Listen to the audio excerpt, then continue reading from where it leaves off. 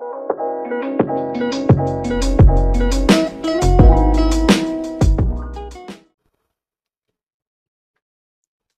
Viewers, আজকে ভিডিওতে আমি ডিসি মোটরের আরও একটি গুরুত্বপূর্ণ প্রবলেম সলভ করব। তবে ভিডিওটি শুরু করার আগে আমি অবশ্যই বলবো, যারা আমার চ্যানেলে একদম নতুন তারা আমার প্লেলিস্ট থেকে ডিসি মোটরের উপর আগের বেসিক ভিডিওগুলো একটু দেখে আসুন, তাহলে আপনাদের বুঝতে সুবিধা হবে। বিশেষ করে ডিসি মোটরের আমি কনস্ট্যান্ট লস হিসাব করার একটি বেসিক ক্লাস দিয়েছি, আমি তারপর আই বাটনে দিয়ে দিয়ে দেব। তো সেই ভিডিওটা অবশ্যই আপনারা একটু দেখার চেষ্টা করুন, কারণ সেই কনসেপ্ট আমাদের এখানে কাজে লাগবে।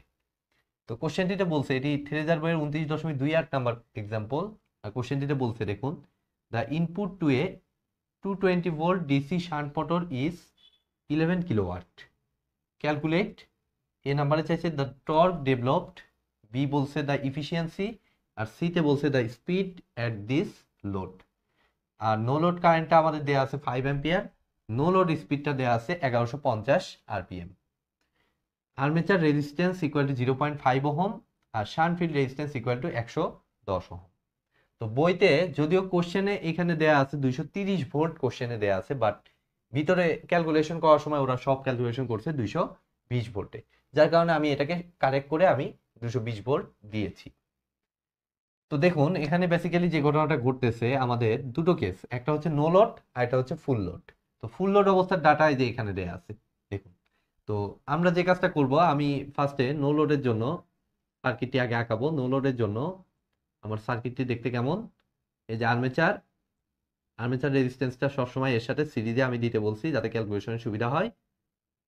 আর শান্ট মোটর যেহেতু, এদিক দিয়ে আমাদের ফিল্ড কয়েল আর এদিক দিয়ে আমাদের ভোল্টেজ ইন করাবো। তো কত ভোল্টেজ ইন করাবো, এই ভোল্টেজটা হচ্ছে 220 ভোল্ট, ঠিক আছে।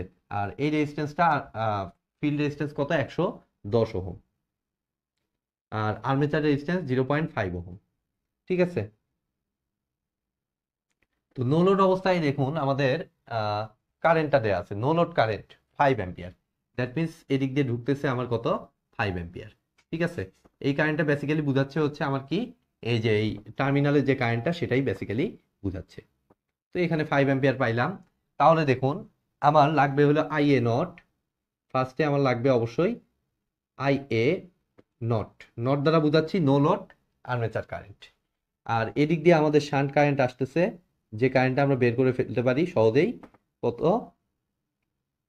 আমাদের আইএসএইচটা দেখুন হবে কত, এটার এটার রেজিস্ট্যান্স 110 ওহম, আর এর অ্যাক্রসে আমি দেখতে পাচ্ছি 220 ভোল্ট সরাসরি পাস করছে। দ্যাট মিনস এটা ওহমস ল থেকে ভি ডিভাইডেড বাই আই করে, আর করে আমি আই পেয়ে যাচ্ছি 220 ডিভাইডেড বাই 110, 2 অ্যাম্পিয়ার, ঠিক আছে। আর মেইন কারেন্টটা হচ্ছে আমার কত, 5 অ্যাম্পিয়ার। তাহলে আমার আই এ নটটা আমি কেসিএল থেকে খুব সহজেই পেয়ে যাচ্ছি। আমাদের মূল কারেন্ট ছিল 5 অ্যাম্পিয়ার, সেখান থেকে বাইপাস হয়েছে আইএসএইচ 2 অ্যাম্পিয়ার, বাইপাস হয়েছে, তাহলে বাদ বাকি কারেন্টটা আর্মেচারের ভিতর দিয়ে ফ্লো করবে। দ্যাট মিনস এটা হবে 3 অ্যাম্পিয়ার। তাহলে এই অনুযায়ী আমি এখানে একটা নো লোড ইএমএফ পাবো, ঠিক আছে। তো নো লোড সেই ব্যাক ইএমএফটা আমার কত হবে, এটা সিম্পলি হবে আমার কত, মেইন ভোল্টেজ ছিল 220, সেখান থেকে মাইনাস হবে কত, এই যে আর্মেচারটার অ্যাক্রসে ভোল্টেজ ড্রপ। তো এটা হচ্ছে আমার আই এ নট ইন্টু 0.5। তো আই এ নটের ভ্যালু পাইছি 3, দ্যাট মিনস 3 ইন্টু 0.5, যেটা হিসাব করলে আমার আসে দেখুন 220 মাইনাস 3 গুণ 0.5, 218.5 ভোল্ট, 218.5 ভোল্ট। তো সুন্দর, এটা বের হয়ে গেল। এবার আমি দেখি ফুল লোড বা লোড যেটাই বলি, ফুল লোড। তো ফুল লোড অবস্থার পাওয়ারটা আমার দেয়া আছে, এটা বাই ডিফল্ট যেটা দেয়া থাকে, নো লোড উল্লেখ না থাকলে এটা আমরা বুঝে নেব এটা ফুল লোড আসলে, ঠিক আছে। তো এখানে আমার রেজিস্ট্যান্সের তো ভ্যালু চেঞ্জ নাই। আর্মেচার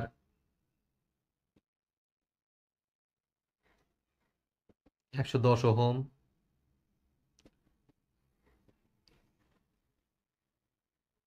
এদিকে কত 220 ভোল্ট, আর বলছে কত ইনপুট কত 11 kilo watt, that means 11,000 watt. তাইলে এটা ইবি, এটা 0.5 ওহম, এদিক দিয়ে আইএসএইচ পাস করছে, এটা আইএল কারেন্ট, আর এদিক দিয়ে আমার আসতেছে কত, আর্মেচার কারেন্ট। তাইলে দেখুন আমার আইএল কারেন্টটা বেসিক্যালি কত আসে, আইএল কারেন্টটা আমার আসতেছে, হিসাব করলে আইএল কারেন্টটা আমার আসতেছে, দেখুন পাওয়ারটা জানা আছে, এই টার্মিনালের পাওয়ার জানা আছে, ভোল্টেজ জানা আছে, তাহলে just P equal to VI, সেখান থেকে আমি আই বের করতে পারতেছি, অর্থাৎ পাওয়ার 11,000 ডিভাইডেড বাই 220। তাহলে হিসাব করলে আমরা এই আইএল কারেন্টটা পেয়ে যাব, কত আসে দেখি, 11,000 divided by 220, 50। Full load current হচ্ছে আমার 50 অ্যাম্পিয়ার। আর শান্ট কারেন্টের কোনো চেঞ্জ নাই, কারণ রেজিস্ট্যান্স এক, এর অ্যাক্রসে ভোল্টেজটাও সেম রাখছি। দ্যাট মিনস ভি বাই আর করলে 220 ডিভাইডেড বাই 110 আমার আসতেছে 2 অ্যাম্পিয়ার। তাহলে আমাদের আই এ কারেন্টটা আমার আসতেছে, দেখুন মূল কারেন্ট ছিল আমাদের 50 অ্যাম্পিয়ার, সেখান থেকে বাইপাস হয়েছে জাস্ট 2 অ্যাম্পিয়ার, তাহলে বাদ বাকি কারেন্টটা আর্মেচারের ভিতর দিয়ে ফ্লো করবে, তাহলে 48 অ্যাম্পিয়ার। তাহলে এখান থেকে আমরা দেখুন ইবি, এটার ব্যাক ইএমএফটা পেয়ে যাচ্ছি। ফুল লোড অবস্থায় ব্যাক ইএমএফটা আমার আসে, দেখুন কত আসে দেখি, জাস্ট 220 ভোল্ট এখানে ছিল, 220 সেখান থেকে ড্রপ হবে কত, এই 48 ইন্টু 0.5, মানে 24, 220 মাইনাস 24 কত হয় দেখি, 220 মাইনাস 24, 196 ভোল্ট, 196 ভোল্ট। তো আমি এইটুকু ডাটা আগে বের করে নিলাম আমাদের ম্যাথ করার সুবিধার্থে। এখন আমি দেখবো ম্যাথে কি চাইছে। এক নম্বরে চাইছে দ্য টর্ক ডেভেলপড। তো টর্ক ডেভেলপের জন্য অবশ্যই আমার লাগবে এই লোডের অবস্থার স্পিডটা আমার লাগবে। আমাদের দেখুন নো লোডের স্পিডটা জানা আছে, বাট লোডের অবস্থার স্পিডটা কিন্তু জানা নাই। তো আমাদের লোডের অবস্থার স্পিডটা আগে বের করে নিতে হবে। তো যেহেতু আমার ইএমএফ দুটো জানা, সো আমরা ইএমএফ ইকুয়েশনের হেল্প নিব। তো ইএমএফ ইকুয়েশনটা হচ্ছে আমার কত, E B equal to phi Z N divided by 60 into P by A. তো সেম মোটর, জাস্ট একটা নো লোড কন্ডিশন আর একটা হচ্ছে ফুল লোড কন্ডিশন। তো সেম মোটর যেহেতু নাম্বার অফ পোল একই থাকবে মোটরের, যেহেতু একই ওয়াইন্ডিং আমার ইউজ হচ্ছে, নাম্বার অফ প্যারালাল পাথও সেম থাকবে, নাম্বার অফ কন্ডাক্টরও সেম থাকবে। দ্যাট মিনস এই তিনটা কনস্ট্যান্ট, সাথে 60ও কনস্ট্যান্ট। তাহলে একমাত্র ভেরিয়েবল হওয়ার চান্স আছে ফ্লাক্স এবং স্পিডের, এই দুটোই কেবলমাত্র চেঞ্জ করতে পারবো আমরা চাইলে, ভোল্টেজ ইয়ার টিয়া এগুলোর উপর ডিপেন্ড করে। ঠিক আছে, তার ভিতর দেখুন ফ্লাক্স সম্পর্কে, এটা যেহেতু DC shunt motor, DC series motor হইলে না হয় কারেন্টের সাথে সমানুপাতিক ফ্লাক্সটা বলতে পারতাম, বাট ডিসি শান্ট মোটর এক্ষেত্রে ফ্লাক্সের সাথে কারেন্টের কোনো রিলেশন নাই, যেহেতু আমাদের এই যে শান্ট কারেন্ট সেম আছে। ঠিক আছে, সো আমাদের শান্ট কারেন্ট যেহেতু সেম আছে, ফ্লাক্স আমার অবভিয়াসলি সেম হবে। দ্যাট মিনস ফ্লাক্সও এখানে কনস্ট্যান্ট। আবার ফ্লাক্সের কথা এখানে কোশ্চেনেও বলে দেয় না যে ফ্লাক্স চেঞ্জ হতে পারে, দ্যাট মিনস ফ্লাক্সটাও অটোমেটিক্যালি কনস্ট্যান্ট হবে। একমাত্র ভেরিয়েবল হবে হচ্ছে আমার স্পিড, যার সাথে ইবি এর সম্পর্ক হচ্ছে কি, এর সাথে ইবি এর সম্পর্ক হচ্ছে আমার সমানুপাতিক। দ্যাট মিনস আমি E B divided by E B zero, ইবিও ইজ ইকুয়াল টু বলতে পারি এন, ফুল লোড স্পিডটা আমরা এন মনে করলাম, আর নো লোড স্পিডটা আমাদের এন নট। তাহলে আমাদের ইবির ভ্যালু দেখুন জানা 196, ইবি নটের ভ্যালু কত পাইছিলাম 218.5, এন ফুল লোড স্পিডটা আমাদের বের করতে হবে, আর নো লোড স্পিডটা আমার কত দেয়া, এই যে নো লোড স্পিড হচ্ছে 1150 আরপিএম। তাহলে এই যে এখানে বসিয়ে দিলাম, ফাইনালি আমি এন এর ভ্যালুটা পেয়ে যাচ্ছি। কত আসতেছে এন এর ভ্যালু দেখি, 1150 গুণ 196 ডিভাইডেড বাই 218.5, 1031.5789, মানে দশমিকের পরের ডিজিট সবসময় আমি এখানে বাদ দিতে বলছি, এটা হবে হচ্ছে 1031 আরপিএম। কেননা 1031.58 সামথিং, মানে এটা 1031 বার ফুল ঘোরার পর আর ওই 0.58 অংশ যাইতে পারছে, মানে ওইটা তো পূর্ণ ঘূর্ণন হয় নাই।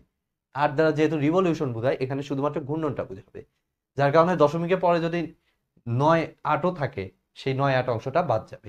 ঠিক আছে, এখানে শুধুমাত্র হবে 1031 আরপিএমটা হবে এটার অ্যান্সার। তো স্পিড কি চাইছে, হ্যাঁ এই যে চাইছে, সি নাম্বারে চাইছে, দ্যাট মিনস আমি সি নাম্বারটা পেয়ে গেলাম আগেই, 1031 আরপিএম। তো এখন দেখুন আমার স্পিডটা পাইছি তো এখন দেখি বাদ বাকি ডাটাগুলো পাওয়া যায় কিনা। ফার্স্টে হচ্ছে এ, টর্ক ডেভেলপড। তো স্পিড থেকে আমি দেখুন টর্কও বের করতে পারবো কিভাবে। জাস্ট টর্ক ইকুয়াল টু আমরা জানি পি বাই ওমেগা, পি বলতে আউটপুট পি। তো আউটপুট পি আমরা কি দেখতে পাচ্ছি, অবশ্যই এটা হবে লোডেড কন্ডিশন, কিন্তু এগুলো সব হচ্ছে লোডেড কন্ডিশন। নো লোড কন্ডিশনটা শুধুমাত্র হচ্ছে টেস্টিং পারপাস। এটার দ্বারা আমি কনস্ট্যান্ট লস হিসাব করতে পারি। আবার এই যে নো লোডে যদি আরপিএম থাকে, আমি সেখান থেকে আমার লোডেড অবস্থা আরপিএম বের করতে পারি। অর্থাৎ এটা জাস্ট টেস্ট হিসেবে নো লোডটা, অ্যাকচুয়াল হিসাবটা হচ্ছে লোড অবস্থা। তো পি ডিভাইডেড বাই ওমেগা করলে আমার আসবে ইবি ইন্টু আইএ,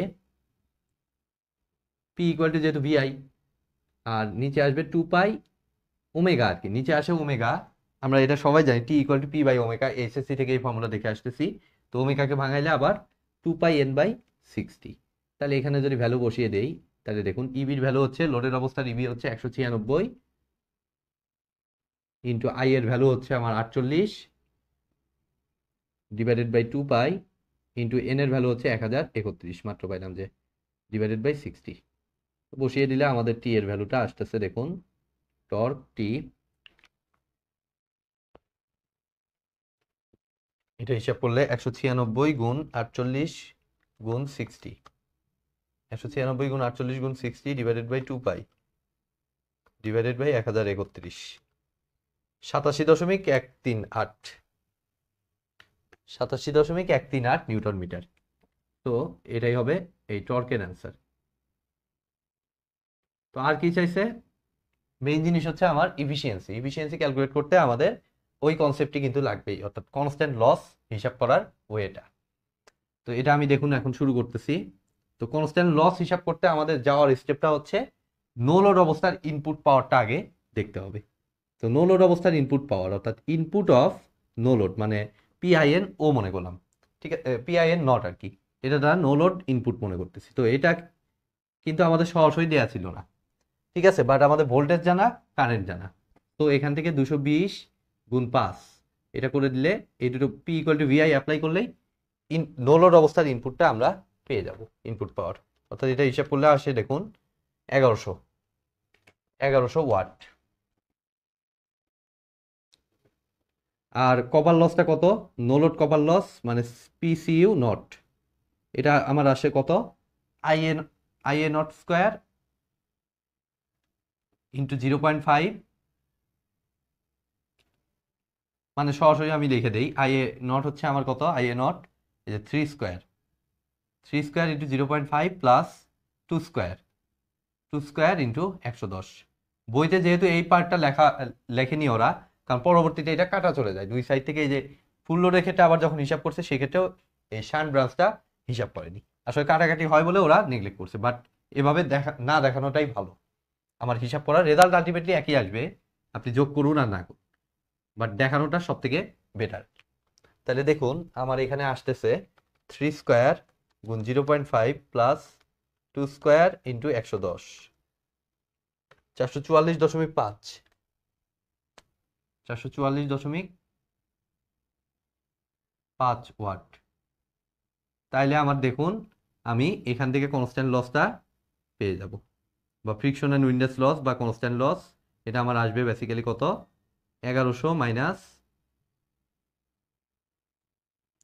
444.5। তো এটা হিসাব করলে দেখুন আসে জাস্ট 1100 থেকে এটা বাদ 655.5, 655.5 ওয়াট। এখন আমরা বাদ বাকি 655.5 ওয়াট, এখন আমি ফার্দার নেক্সট স্টেপে যাব, অর্থাৎ আমাদের ইফিসিয়েন্সি। এবার লোডের অবস্থায় চলে যাবে। ইফিসিয়েন্সি হিসাব করার সময় অবশ্যই এই নো লোড অবস্থাটা চিন্তা করে আমি জাস্ট দেখুন স্ট্যান্ডার্ড নো লোড ধরে নিয়ে আমি এখান থেকে কনস্ট্যান্ট লসটা পেয়ে যাচ্ছি। এখন দেখুন আমার ইফিসিয়েন্সি হিসাব করার সময় ইনপুট পাওয়ারটা আমার দেয়া আছে, দেখুন কত দেয়া আছে, ইনপুট পাওয়ারটা 11 কিলোওয়াট, মানে হচ্ছে 11,000 ওয়াট, ঠিক আছে। অবশ্যই এটা লোডের অবস্থার। এখন দেখুন এই ক্ষেত্রে কপার লসটা কত হবে, কপার লসটা আমার দেখুন আসে, কপার লসটা কত আসবে, এই যে আই স্কোয়ার, আই এর ভ্যালু হচ্ছে 48, 48 square into 0.5 plus 2 square into 110, যেটা হিসাব করলে আমার আসে 48 square into 0.5 plus 2 square into 110, 1592 watt. 1592 watt copper loss. আর কনস্ট্যান্ট লস হচ্ছে আমার 655.5 ওয়াট। তাহলে এটা আর লিখলাম না, এটা জাস্ট এই সাইডে আসেই। তাহলে এখন আউটপুটটা সরাসরি আমি পেতে চাই। তাহলে আউটপুটটা কি হবে? জাস্ট ইনপুট থেকে লসগুলো বিয়োগ দিলেই হয়ে যাবে। অর্থাৎ 11,000 থেকে বিয়োগ যাবে কত? 1592। সেখান থেকে আরো বিয়োগ যাবে কত? আরেকটা লস কত আছে? 655.5। যদি কোর লস দিত, কোর লসটাও আমার বিয়োগ করে দেওয়া লাগতো। কোর লসটার হয় ম্যাথমেটিক্যাল ফর্ম ডাটা দেওয়া থাকবে, নয়তো সরাসরি বলে দিবে। তো এখানে বলে নাই, সো আমরা এইভাবেই হিসাব করতেছি। জাস্ট এখন যদি আমি হিসাব করি 1592 এর সাথে 655.5 যোগ করব আর বিয়োগ দিব সেটাকে 11,000 থেকে, তাহলে আমার আসতেছে দেখুন 8752.5 ওয়াট। 8752.5 ওয়াট। এখন তো একদম ইজি, আউটপুট জানা আছে, ইনপুট জানা আছে। সো এফিসিয়েন্সিটা আমার হবে P out divided by P in into 100%। তো দুটোরই ভ্যালু জানা, একটা হচ্ছে 8752.5 ডিভাইডেড বাই 11,000 ইন্টু 100%। হিসাব করলে দেখুন আমার আসে 8752.5 ভাগ 11,000 গুণ 100, 79.57%। 79.6 বইতে দেওয়া, সমস্যা নাই। 79.568, 3 দশমিক পর্যন্তই দেখি, 568%। তো এই হচ্ছে এই কোশ্চেনটির সলিউশন। আজকের মতো ভিডিওটি এ পর্যন্তই। ভিডিওটি যদি ভালো লেগে থাকে অবশ্যই ভিডিওতে একটি লাইক দিবেন, বন্ধুদের সাথে বেশি বেশি শেয়ার করবেন, আর চ্যানেলে নতুন হয়ে থাকলে অবশ্যই চ্যানেলটি সাবস্ক্রাইব করবেন। ধন্যবাদ।